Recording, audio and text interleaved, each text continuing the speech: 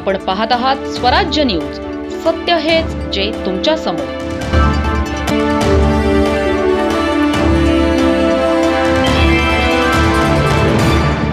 सोनगीर येथील उड्डाणपुलाच्या खाली पावसाळ्याचे व सांडपाणी सतत साचते। सोनगीर येथील उड्डाणपुलाच्या खाली पावसाळ्याचे व सांडपाणी सतत साचते, त्यामुळे स्थानिक नागरिकांना व प्रवाशांना मोठ्या प्रमाणावर अडचणींचा सामना करावा लागतो। पाण्यामुळे वाहतूक अडते, अपघाताचा धोका वाढतो, तसेच सार्वजनिक आरोग्याच्या दृष्टीने धोका निर्माण होतो। बऱ्याचदा या पाण्यामध्ये सर्प, नाग फिरताना आढळले आहेत। वृद्ध व्यक्तींनाही बोगदा क्रॉस करण्यासाठी खूप कसरतीचा सामना करावा लागतो। शाळकरी मुलांना जाण्यासाठी मोठा गंभीर प्रसंग निर्माण होतो। या संदर्भात सोनगीर येथील बालाजी नगर, लक्ष्मी नगर व पार्वताबाई नगर येथील रहिवाशांनी आज माननीय व्यवस्थापक धुळे पळासनेर टोल व लिमिटेड राष्ट्रीय महामार्ग प्राधिकरण टोल नाका सोनगीर यांना निवेदन दिले। सदर जागेवर कुठलाही अनपेक्षित अपघात घडल्यास त्यास जबाबदार कोण असणार, त्यामुळे तातडीने या ठिकाणी ड्रेनेज व्यवस्था सुधारणा करून पावसाचे व सांडपाणी कायमचे मिटवावे, या संदर्भात प्रभावी उपाययोजना कराव्यात, असे लेखी निवेदन सोनगीर ग्रामस्थांनी दिले आहे। त्या ठिकाणी कायम पाणी राहतं, लोकांना येण्या जाण्याचा खूप मोठा त्रास होतो। आजच्या मिनिटाला देखील त्या ठिकाणी पाणी आहे। समोर लक्ष्मीनगर आणि बालाजीनगर जाणारा रस्ता आहे, त्या ठिकाणी सुद्धा आज तिथं पाणी डबकं साचलेलं आहे। आणि पार्वताबाई नगरमध्ये जाण्यासाठी जो बोगदा तयार झालेला आहे वेळा, तो अगदी धोकेदायक आहे। नेहमी कायम पाणी असतं, त्याच्यामध्ये सर्प निघतात, येणाऱ्या जाणाऱ्यांना त्रास होतो, तर याच्याकडे आपण लक्ष द्यावं।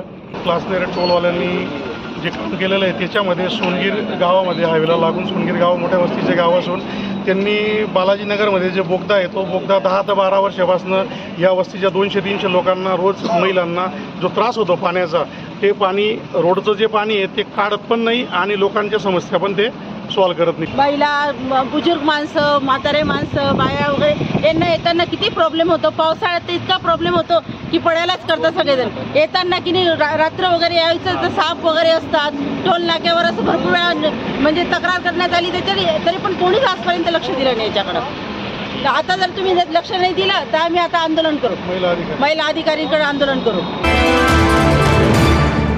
बोरविहीर ते नरडाणा रेल्वे मार्गाअंतर्गत कापडणे देवभाणे रस्त्यावरील बनविण्यात येणारा बोगदा भविष्यातील दृष्टीने असुरक्षित व सुखकर नसल्याबद्दल सदर स्थळी बोगदा नव्हे तर रेल्वे मार्गासाठी सुयोग्य उंचीचा उड्डाणपूल आवश्यक असल्याबाबत सुरू करण्यात आलेल्या बोगद्याच्या कामास तातडीने थांबविण्यास्तव स्थगनादेश आपल्या स्तरावरून देण्याबाबत या सर्व विषयानुसार आपल्या दप्तरी सदरचा अर्ज दाखल करण्यात येत आहे। धुळे तालुक्यातील कापडणे हे सुमारे 35,000 लोकसंख्या असलेले प्रमुख व्यापारी पेठ व केंद्र असलेले गाव आहे। कापडणे पंचक्रोशीतील सुमारे 10 गावं सदरील गावाच्या बाजारपेठीशी प्रत्यक्षपणे जोडली गेलेली आहेत। कापडणे गावाला नॅशनल हायवेवरून जोडला जाणारा प्रमुख रस्ता देवभाणे कापडणे हा असून सदरील रस्ता देखील राज्य महामार्गाच्या श्रेणीतील आहे।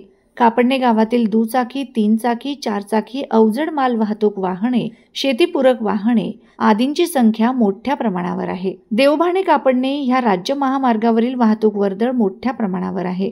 तरी महोदय, वरील तांत्रिक बाबी आजच विचारात घेण्यात येऊन सदरील मार्गावरील कमी उंचीच्या व कमी लांबी रुंदीच्या बोगद्याचे निर्माण प्रमाणावर आहे। देवभाणे कापडणे ह्या राज्य महामार्गावरील वाहतूक वर्दळ मोठ्या प्रमाणावर आहे। सुखकर वाहतूक व्यवस्थेचा सर्वांगीण व दूरगामी विचार करून सदर स्थळी अवजड माल वाहतूक सुरळीतपणे होऊ शकेल अशा सुयोग्य उंची, लांबी, रुंदीचा उड्डाणपूल निर्माण कार्य हाती घेण्यात यावे, अशी मागणी धुळे जिल्हाधिकारी यांच्याकडे संभाजी ब्रिगेडचे पदाधिकारी यांनी निवेदनाद्वारे मागणी केली। यावेळी हेमंत भडक, जिल्हा अध्यक्ष महेश पाटील, सचिव नितीन पाटील, जिल्हा सचिव ग्रामीण डॉक्टर नागेश पाटील, डॉक्टर सुलभाताई कुवर, शिवमती सुमतीताई पाटील, नूतनताई पाटील, दिनकर जाधव, भूषण बागुल, धनंजय गाळणकर, नितीन जाधव, कैलास जाधव, अलकाताई बोरसे, मनीषाताई पवार, चंद्रकलाताई पाटील, नंदुभाऊ अहिरराव, अशोक जाधव व संभाजी ब्रिगेड व जिजाऊ ब्रिगेडचे पदाधिकारी व कार्यकर्ते यांच्यासह अनेक नागरिक उपस्थित होते। आम्ही आज कलेक्टर साहेबांना कापडणे, देवभाणे आणि कापडणे हा उड्डाणपूल झाला पाहिजे, त्या रेल्वेचा उड्डाणपूल झाला पाहिजे। तो आता सध्या बोगद्याचं काम चालू आहे, तर ते काम स्थगित व्हावं। तो बोगदा खूपच छोटा असणार आहे, तर तो पुढे भविष्याच्या दृष्टीने गैरसोयीचा होणार आहे। म्हणून आता मनमाड इंदोर जो महामार्ग रेल्वे सुरू झालेला आहे आणि कापडणी देवभानी रस्त्यावर जो उड्डाणपूल होतोय तो अतिशय कमी उंचीचा आणि छोटा असल्यामुळे तो भविष्यात कापडण्याच्या लोकांना खूप गैरसोयीचा होणार आहे आणि कापडण्याहून खूप मोठी रहदारी, खूप मोठं गाव असल्यामुळे, मोठ्या लोकसंख्येचं गाव असल्यामुळे भविष्यात ती अडचण येणार आहे. त्यासाठी आम्ही आज कलेक्टर साहेबांना जे निवेदन दिलेलं आहे.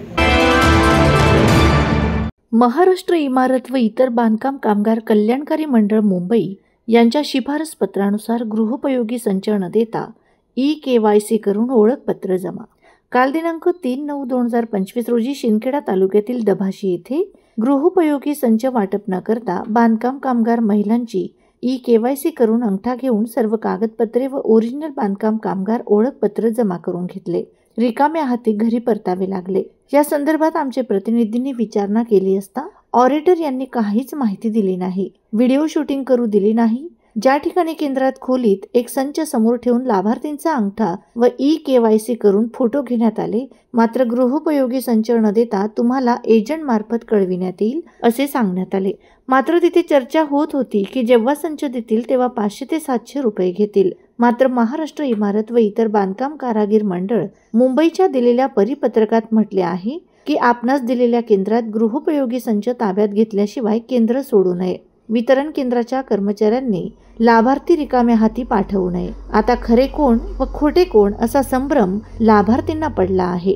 लाभार्थींच्या लांबच लांब रांगा पाहून आश्चर्य वाटते. खरी कमाई भजी वडा हॉटेल मालकांची दिसते. तिथे लाभार्थ्यांसाठी पाण्याची सोय नाही, उन्हात प्रतीक्षा करावी लागते. त्याचे चित्रीकरण केले आहे आमचे प्रतिनिधी प्रभाकर आडगाळे यांनी. चला तर पाहूया त्यांचा वृत्तांकन.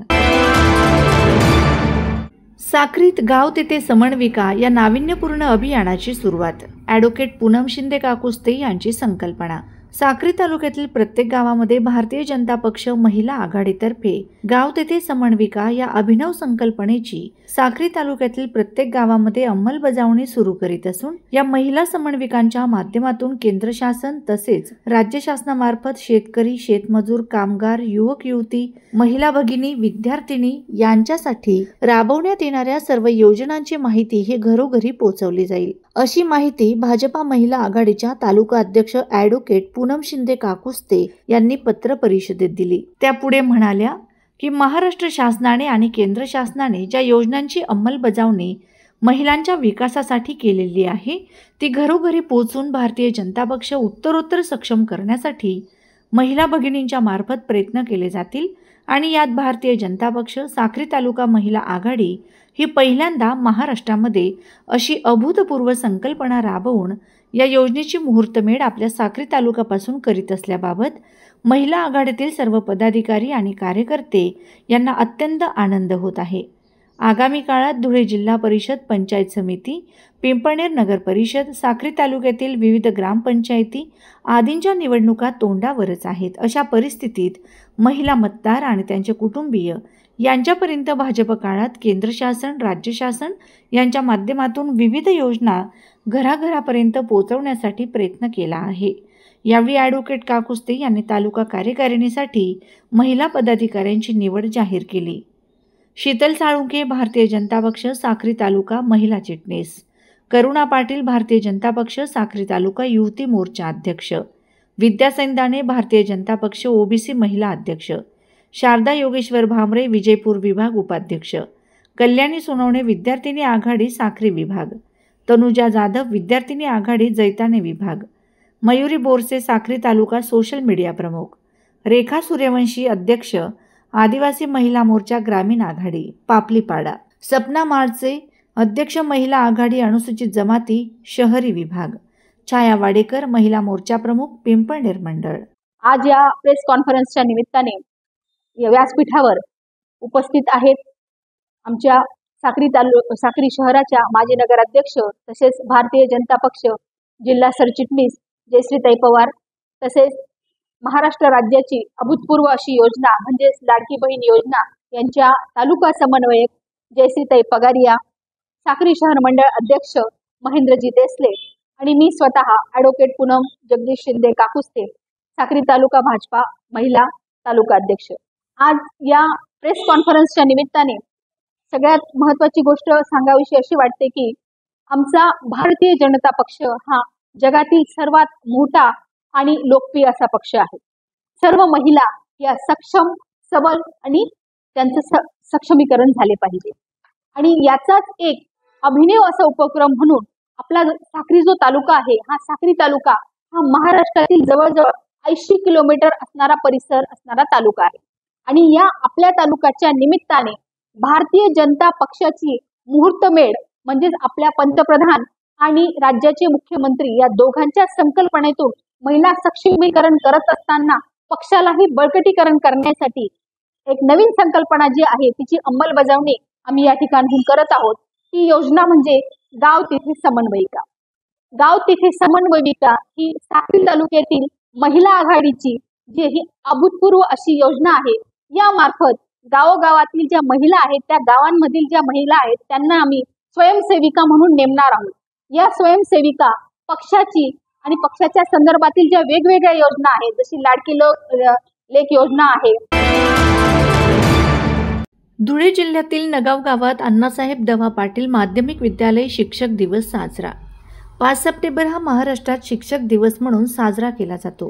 5 सप्टेंबर या दिवशी आद्य शिक्षक राधाकृष्ण सर्वपल्ली यांचा जन्मदिवस म्हणून साजरा होतो. नगाव येथील एज्युकेशन ट्रस्ट संचलित अण्णासाहेब द वा पाटील माध्यमिक विद्यालयात शिक्षक दिन मोठ्या उत्साहात साजरा करण्यात आला. त्यात विद्यार्थ्यांनी मोठ्या प्रमाणात सहभाग घेत शिक्षकांची भूमिका पार पाडली. शिक्षक दिवस आहे आपल्या गुरुजनांप्रती कृतज्ञता दिवस म्हणूनही साजरा केला जातो. या दिवशी विद्यार्थी शिक्षकांचे कार्य एका दिवसासाठी स्वतः करतात. अण्णासाहेब द वा पाटील माध्यमिक विद्यालयात मुख्याध्यापक RR पाटील यांच्या मार्गदर्शनाखाली हा दिवस साजरा करत शिक्षक दिनाच्या दिवशी मुख्याध्यापकांची भूमिका गौरव भटू पाटील यांनी पार पाडली व विद्यार्थ्यांनीही पूर्ण दिवसभर शिक्षकांची भूमिका पार पाडत शिक्षक दिन साजरा केला. श्री संस्कार मतिमंद मुलींच्या शाळेत SP धिवरे यांच्या हस्ते गणपती बाप्पांची महाआरती. धुळे शहरातील साक्री रोडवरील यमुनाताई शैक्षणिक व सांस्कृतिक महिला मंडळाच्या श्री संस्कार मतिमंद मुलींची शाळा व कार्यशाळेत गणपती बाप्पांची महाआरती मोठ्या भक्तिभावात पार पडली. स्वर्गीय दादासाहेब भालचंद्र नथू वाई सभागृहात झालेल्या या महाआरतीचे आयोजन संस्थेच्या वतीने करण्यात आले होते. यावेळी जिल्हा पोलीस अधीक्षक श्रीकांत धिवरे व जिल्हा परिषदेच्या अपंग विभागाचे प्रमुख श्री पावरा यांच्या हस्ते महाआरती संपन्न झाली. कार्यक्रमाला संस्थेचे संस्थापक सुनील वाघ, भरत वाघ, मुख्याध्यापिका पूनम सूर्यवंशी यांच्यासह मनीषा गुरव, अनधा सूर्यवंशी, अविनाश थोरात, ललित सूर्यवंशी, देवयानी वाघ, रामचंद्र कदम, सुनीता आढावे, मनीषा जोशी, प्रमोद पाटील, संदीप पावरा, सविता पाटील, कविता पाटील, उषा ठोके, सीमा निकम, निखिल वाघ, मयूर वाघ आदी मान्यवर उपस्थित होते. या प्रसंगी शिक्षक, शिक्षिका आणि विद्यार्थ्यांनी उत्साहाने सहभाग घेतला. भक्तिमय वातावरणात गणपती बाप्पाच्या जयघोषात सभागृह दुमदुमून गेले. शासनाच्या दिव्यांग कल्याण विभागामार्फत संस्कार मतिमंद मुलींचे बालगृह धुळे हे चालविलं जात आहे. यास अनुदान मिळते आहे. या संस्थेच्या वतीनं गणेशोत्सव दरवर्षी साजरा केला जातो. त्या गणेशोत्सवा निमित्तानं दरवर्षी विविध विभागाचे अधिकाऱ्यांना आमंत्रित केले जातं आणि त्यांच्या हस्ते गणेशाचं दरवर्षी पूजन केले जातं. याच कार्यक्रमांतर्गत मला या ठिकाणी बोलवण्यात आलं आणि माझ्या हस्ते गणपतीचं पूजन करण्यात आलं विद्यार्थ्यांच्या, कर्मचाऱ्यांच्या उपस्थितीत. त्या निमित्तानं सगळ्यांचे मी संस्थेचे आभार मानतो, आपले आभार मानतो. देवपूर येथील प्रिन्स मित्र मंडळातर्फे सालाबादाप्रमाणे गणेश उत्सव मोठ्या जल्लोषात साजरा करण्यात आला. गेल्या 8 दिवसापासून मंडळाकडून विविध कार्यक्रम, सांस्कृतिक कार्यक्रम राबवण्यात येत आहेत. त्याच पार्श्वभूमीवर आज 2 सप्टेंबर रोजी मंडळाच्या सुरक्षासाठी नियुक्त करण्यात आलेले हेड कॉन्स्टेबल व होमगार्डच्या हस्ते आरती करण्यात आली. कोणत्याही राजकीय पक्षाच्या पदाधिकाऱ्यांच्या हस्ते आरती न करता महाराष्ट्र पोलीस व खास करून गणेश मंडळाच्या सुरक्षेसाठी 10 दिवस आपले कर्तव्य बजावत असतात अशा महान कर्तव्य बजावणाऱ्या पोलिसांच्या व होमगार्डच्या हस्ते आरती करून प्रिन्स मित्र मंडळाकडून हेड कॉन्स्टेबल व होमगार्ड यांचा सन्मान करण्यात आला. तसेच विशेषतः मंडळाच्या आवारात गणपतीची 11 दिवस रात्र तहान भूक विसरून आपले कर्तव्य चोख बजावल्याबद्दल महाराष्ट्र पोलिसांचे एक नागरिक म्हणून पोलिसांचे आभार व्यक्त करणारे बॅनर देखील मंडळाकडून लावण्यात आले. प्रिन्स मित्र मंडळाकडून शहरातील वाहतुकीला अडथळा नको व पोलीस प्रशासनाला कुठलाही त्रास नको, शहरातील नागरिक म्हणून आपले हे कर्तव्य आहे, या हेतूने 5 दिवस आधी गणेश उत्सवाची मिरवणूक काढण्यात येते. मंडळाच्या या भूमिकेमुळे धुळे शहरात प्रिन्स मित्र मंडळाच्या भूमिकेची सर्वत्र चर्चा सुरू आहे. यावेळी मंडळाचे अध्यक्ष अमित बोरसे, विवेक सूर्यवंशी, विपुल बोरसे, कुणाल वारुडे, लोकेश पाटील, चिन्मय करणकाळ, जयपाल देवरे, सिद्धार्थ सूर्यवंशी, आशिष चौधरी, चेतन देवरे, निरंजन पाटील, दिनेश देवरे, बबलू चित्ते, नयन देवरे यांच्यासह पदाधिकारी, कार्यकर्ते, परिसरातील नागरिक मोठ्या संख्येने उपस्थित होते. दरवर्षीप्रमाणे आमच्या मंडळाची एक म्हणजे परंपरा आहे की एक वेगवेगळ्या नेत्यांना मंडळींना इन्व्हाइट न करता आमचा ओरिजिनल नेता फक्त महाराष्ट्र पोलिसांना आम्ही मानतो. कारण धुळ्यामधील पहिला आगमन सोहळा हा आमचा असतो प्रिन्स मित्र मंडळाचा. 7 ते 8 दिवसांपूर्वी हा आगमन सोहळा काढला जातो. पारंपरिक वाद्य असतील वगैरे वगैरे या गोष्टींचा आम्ही मान सन्मान ठेवतो. आणि 7 ते 8 दिवसापूर्वीचं कारण असं आहे की आगमन सोहळ्याचं की धुळे शहरामध्ये 27 तारखेला ह्या 27 तारखेला सगळ्यांच्या घरी बाप्पा बसतात. तर रहदारीला कोणत्या समस्या निर्माण होऊ नये, पोलीस प्रशासनाला कोणते कटिबंध असतील, कोणत्या समस्या निर्माण नको व्हायला, यासाठी आमचा हेतू असतो की 7 ते 8 दिवस पूर्वी आगमन सोहळा करण्याचा. सर्वप्रथम आम्ही धुळ्यातील आणि संपूर्ण महाराष्ट्र पोलिसांचे जाहीर आभार मानतो की स्वतःच्या घरातला गणपती बाप्पांची आरती सोडून वेगवेगळ्या मंडळांच्या ठिकाणी त्यांची ड्युटी लागलेली असते. गणपतीच्या 11 दिवसांमध्ये दिवस रात्र तहानभूक विसरून फक्त मंडळासाठी दिवसभर उभं राहणं आणि सर्व काही जे काही तुम्ही बघताय, जेवढे काही लोक येतात कार्यक्रमाला, इथं असेल किंवा दुसऱ्या मंडळांमध्ये असेल, कार्यक्रम असतील, काही अनेक प्रोग्राम असतात, तर तिथे पोलीस प्रशासन अवेलेबल असतात म्हणून ते कार्यक्रम उत्कृष्ट पद्धतीने साजरे होऊ शकतात.